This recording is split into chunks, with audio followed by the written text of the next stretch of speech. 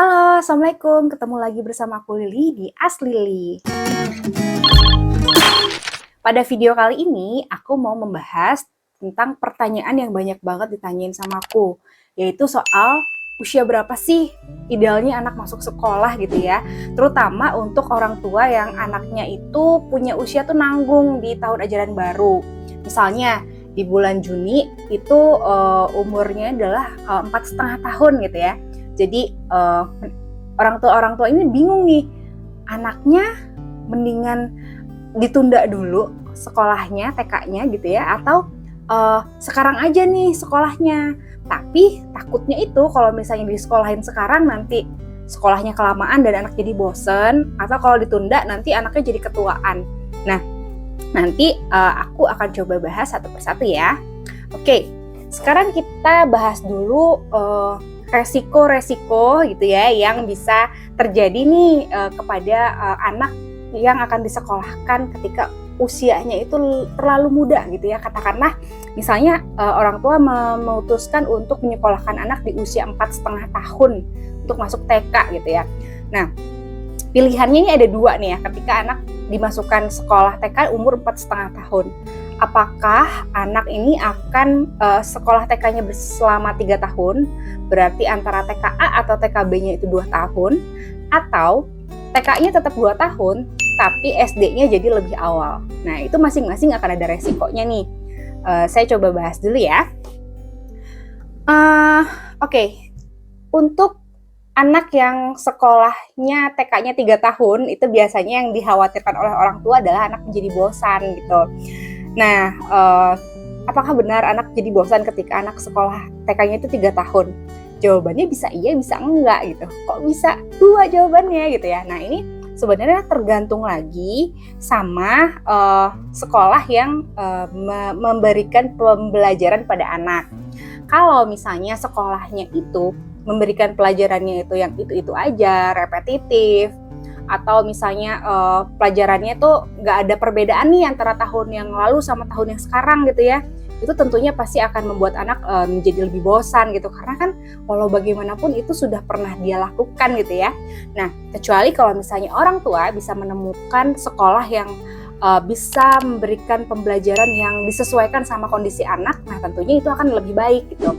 Jadi ketika misalnya anak pun harus bersekolah selama 3 tahun di TK, itu akan menjadi hal yang tidak akan bermasalah lah istilahnya begitu. Dan nanti ketika lulus dari TK, anak sudah lebih siap untuk masuk SD. Nah, yang perlu diperhatikan adalah memang secara umum ini sekarang pendidikan di Indonesia ini lebih banyaknya one size for all. Jadi guru akan memberikan ya udah satu jenis materi aja nih untuk semua anak dalam satu kelas. Padahal idealnya adalah pembelajaran yang diberikan itu disesuaikan dengan kondisi anaknya masing-masing. Kalau orang tua bisa menemukan sekolah yang seperti itu, maka tidak akan menjadi kendala nih ketika si anak ini akan bersekolah TK selama 3 tahun. Oke, selanjutnya kekhawatiran orang tua adalah takut anaknya mogok sekolah nanti saat SD gitu. Bisa jadi karena bosen, atau misalnya justru karena terlalu muda nih masuk SD-nya gitu, sehingga anaknya ketika sudah SD kok malah jadi mogok sekolah ya gitu kan. Nah, sebenarnya memang banyak sih kasus-kasus di mana anak ini jadi mogok sekolah. Pasti sering banyak yang dengar kan ya, bahwa anak terlalu muda jadinya anak mogok sekolah nih pas SD. Tapi sebenarnya apa ya yang menyebabkan anak itu jadi mogok sekolah? Nah, mungkin saya akan coba bahas. Ini kalau misalnya kita analogikan nih, mungkin ya, saya pengen teman-teman semua membayangkan sebuah padi dari bibit unggul dengan kualitas yang baik. Apa yang akan terjadi jika padi itu dipanen lebih awal? Pastinya yang pertama, padi tersebut belum berisi terlalu banyak, jadi masih agak sedikit kopong ya. Warnanya masih hijau, sehingga ketika itu digiling pun jadi agak sulit melepaskan kulit ariknya gitu. Nah, padi yang sudah diolah tadi itu tidak siap untuk dimakan sama kita gitu ya. Tapi itu bukan dikarenakan oleh padinya adalah padi yang jelek, karena dia jelas-jelas adalah padi dari bibit unggul gitu. Nah, ini kalau kita analogikan itu mirip-mirip sama anak yang masuk sekolah itu lebih awal ketika SD. Miripnya bagaimana? Jadi begini, anak ketika dia belum siap secara fisik dan mental gitu ya. Fisik itu bisa jadi misalnya motorik halusnya, misalnya dia tangan-tangannya belum luas ketika untuk melakukan kegiatan seperti menulis gitu ya. Jadi misalnya nih ketika harus menulis dia jadi lambat gitu, atau misalnya jadi cepat pegel. Sedangkan teman-temannya itu lancar-lancar aja gitu ya. Atau si anak ini secara otot-otot besarnya, motorik besarnya masih belum siap juga. Jadi ketika misalnya harus duduk diam lama di kelas juga tidak bisa. Atau juga secara bahasa nih masih banyak kosakatanya yang kurang gitu. Atau juga secara konsentrasi masih belum terlalu bagus gitu ya. Sehingga ketika guru memberikan pembelajaran atau memberikan instruksi, anak ini menjadi ada instruksi yang tidak ia pahami gitu.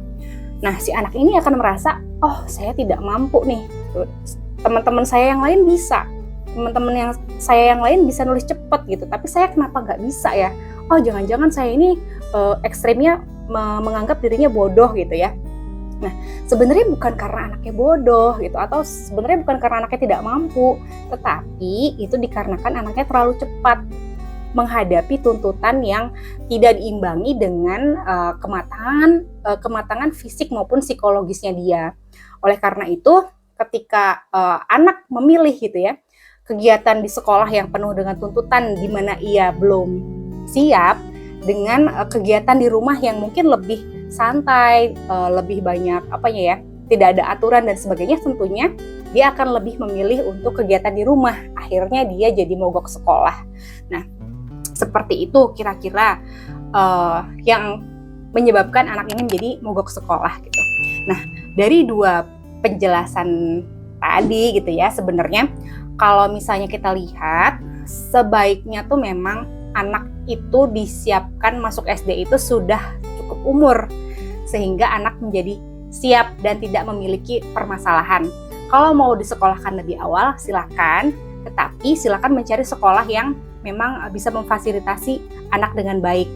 Lalu bagaimana nih kalau misalnya ada orang tua yang mungkin bekerja gitu ya, jadi tidak bisa mendampingi anaknya atau tidak bisa memberikan stimulasi yang dibutuhkan anak gitu ya untuk perkembangannya gitu.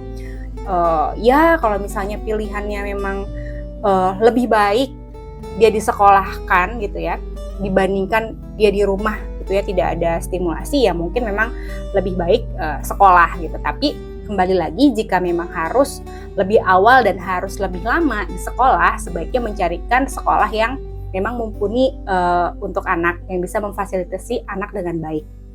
Seperti itu. Lalu misalnya ada juga nih orang tua yang merasa bahwa kayaknya saya nggak apa-apa deh nyekolahin anak lebih awal, toh anak saya sudah bisa baca tulis gitu kan.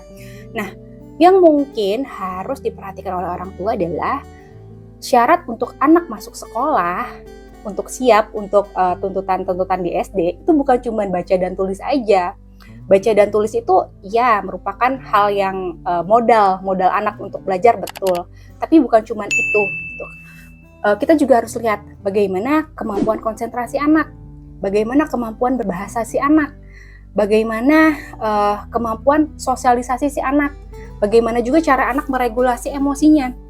Kalau misalnya anak masih belum bisa meregulasi emosi misalnya ya, lalu dia menghadapi kendala, hambatan dalam sekolah, nantinya emosinya akan jadi mempengaruhi dia dalam proses belajar, malah jadinya tidak optimal.